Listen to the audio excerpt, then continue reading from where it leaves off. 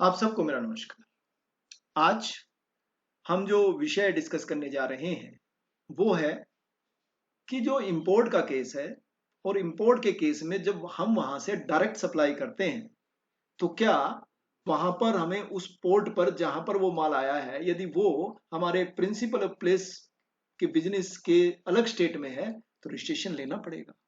एक ये मुद्दा आज हम डिस्कस करने जा रहे हैं क्योंकि काफी कंट्रोवर्सी है और सबसे बड़ी कंट्रोवर्सी लेके आता है section 22।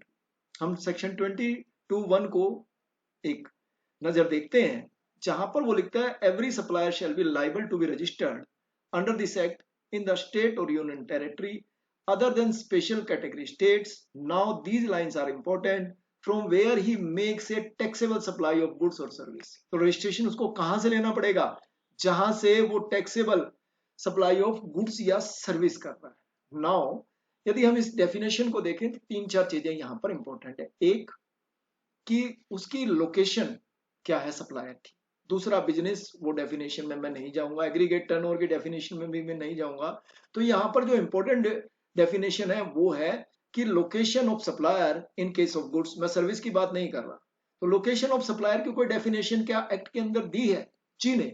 Location of supplier of goods की कोई डेफिनेशन जो है वो एक्ट के अंदर नहीं दी गई। हाँ, location of supplier of service की जो है वो डेफिनेशन दी गई है।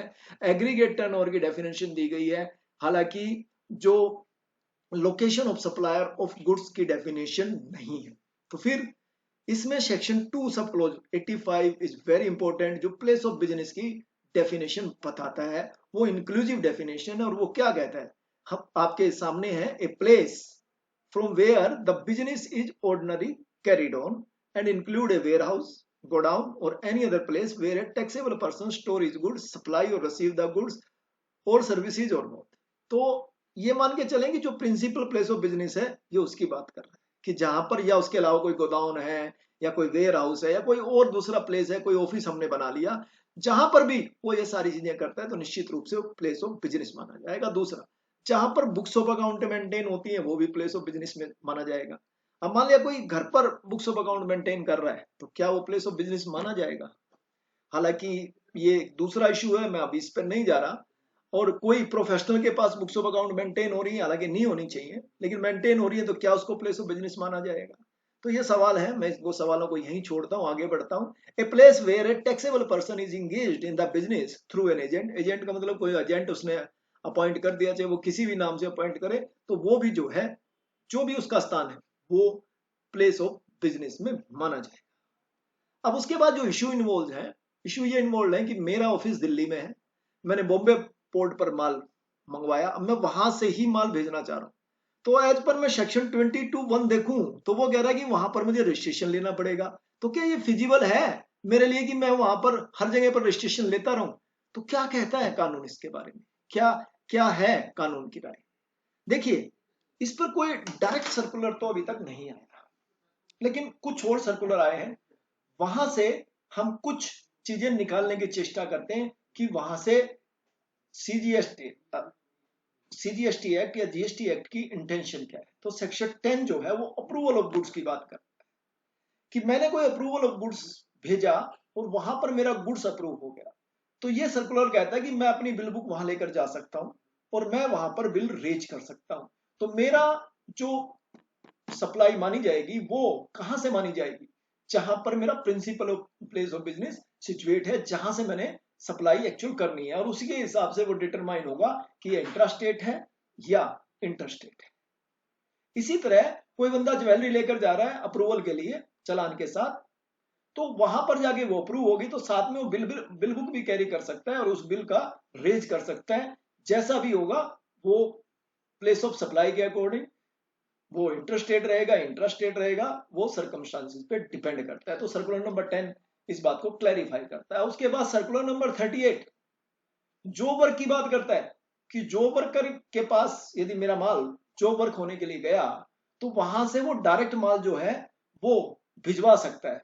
यदि वो अनरजिस्टर्ड है तो उसका प्लेस जो है वो उसमें चाहिए, और यदि वो रजिस्टर्ड है तो कोई इशू ही नहीं है, वहां से सीधा माल जा सकता है। और वो सप्लाई जो है किसकी मानी जाएगी? वो प्रिंसिपल की मानी जाएगी, जो वर्कर की नहीं मानी जाएगी। और उसमें भी बिल जो है वो जो उसकी प्लेस ऑफ सप्लाई है वो जहां पर रजिस्टर्ड है वहां से मानी जाए। तो इस सूरत में हम एक इन्फ्रेंस ड्रा कर सकते हैं कि इंपोर्ट के केस में भी ऐसा ही है कि इंपोर्ट जो जहां पर हो रहा है, जो मेरा प्रिंसिपल प्लेस ऑफ बिजनेस है, मैं वहां से इनवाइस जो है रेज कर सकता हूं और मेरा मुझे कोई अलग से रजिस्ट्रेशन लेने की आवश्यकता उस सूरत में नहीं है। कुछ और चीजें देखते हैं, इंपोर्ट्स ऑफ गुड की डेफिनेशन देख लेते हैं। क्या कहते हैं? A place of supply is exports means bringing goods into India from a place outside India. Very simple. तो सेक्शन 11 कहता है कि जो है इंपोर्ट की, जो इंपोर्ट ऑफ गुड्स है उसमें लोकेशन क्या रहेगी? Location of importer. तो सीधी बात है, यदि मैं दिल्ली में रजिस्टर्ड हूं तो मेरी जो है वो लोकेशन वही मानी जाएगी, मेरा प्लेस ऑफ सप्लाई वही माना जाएगा। आप देखिए, जब भी किसी भी पोर्ट से माल क्लियर होगा तो मुझे आईजीएसटी किस नंबर पे भरना पड़ेगा? जो मेरा जीएसटीएन है, जो यदि मैं दिल्ली में रजिस्टर्ड हूं तो उस पर मेरा एड्रेस भी वही आएगा, मेरी बिल ऑफ लेडिंग भी वहीं से बनेगी। तो निश्चित रूप से ये सारी चीजें कहीं ना कहीं बताती है कि डिफरेंट जो है वो जीएसटी नंबर लेने की आवश्यकता नहीं है इस सूरत में।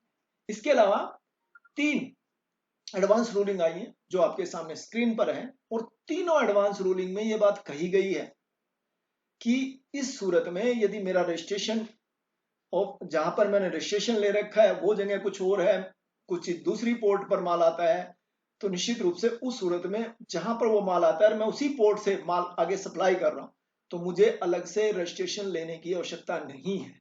ये तीनों की तीनों एडवांस रूलिंग आपके सामने स्क्रीन पर है। तो ये भी यही कहते हैं।